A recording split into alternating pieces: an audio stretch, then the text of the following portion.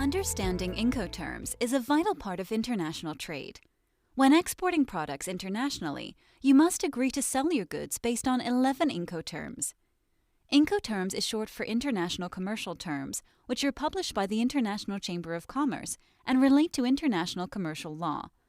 They are accepted by governments and legal authorities around the world. The International Chamber of Commerce have published the latest version of Incoterms, Incoterms 2020, which have come into effect on the 1st of January 2020. Put simply, Incoterms are the selling terms that the buyer and seller of goods both agree to for the international sale and supply of goods. Incoterms clearly state which tasks, costs, and risks are associated with the buyer and which are associated with the seller. The Incoterm states when the seller's costs and risks are transferred onto the buyer.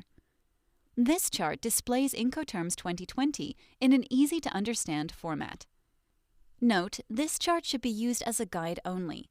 For a full and complete description, you should refer to the full version of Incoterms published by the ICC. The blue section displays the different types of Incoterms beginning from left to right. The green section shows the groups, any mode or modes of transport, and sea and inland waterway transport. The yellow section shows the freight collect terms and the freight prepaid terms. Starting from the left side is the exporter or the seller of the goods, beginning at the seller's location or warehouse. As you move along to the right, the products leave the warehouse, get loaded on board a vessel or aircraft at the port of loading, get shipped through to the port of destination, pass through customs at the arriving country, and then get delivered further through to the buyer's location. Along the way, there are set Incoterms to establish which risks and costs are agreed to be paid by the seller and which are to be transferred to the buyer. The left side of the chart displays the different obligations and charges and displays which are covered by the seller and which are covered by the buyer. So starting from the left is the first Incoterm EXW, which means X Works or X Warehouse. If the buyer and seller agree to sell goods on X Works terms, then the seller's obligations are simple. The seller will only cover the cost of the goods and the export packaging X warehouse. So the seller will manufacture the goods and have them packaged and ready for collection from their warehouse. From then on, all additional costs and risks involved in transport away from the warehouse is covered by the buyer. Moving further along the supply chain, there are FCA, FAS, and FOB Incoterms. Under FCA, free to carrier, the seller will cover export duties, taxes, and customs clearance to get the products prepared for export. Under FAS, free alongside ship, the seller will cover the origin, terminal, port handling charges. Then it moves on to FOB, free on board.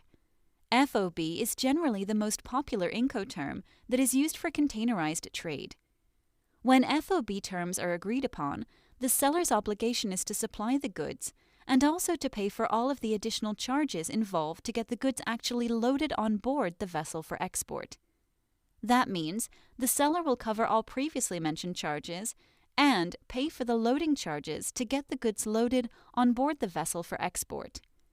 As soon as the goods are loaded on board, all further associated costs and risks are transferred onto the buyer. The buyer will pay for the international freight and all charges thereafter.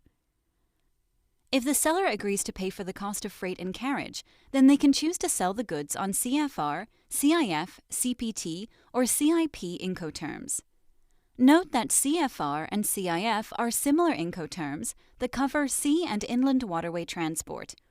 If the seller agrees to cover the cost of insurance during international sea freight, then they can sell on the CIF Incoterm. CPT and CIP are similar Incoterms that relate to any mode or modes of transport, where the seller will agree to pay for the destination terminal, port, handling charges.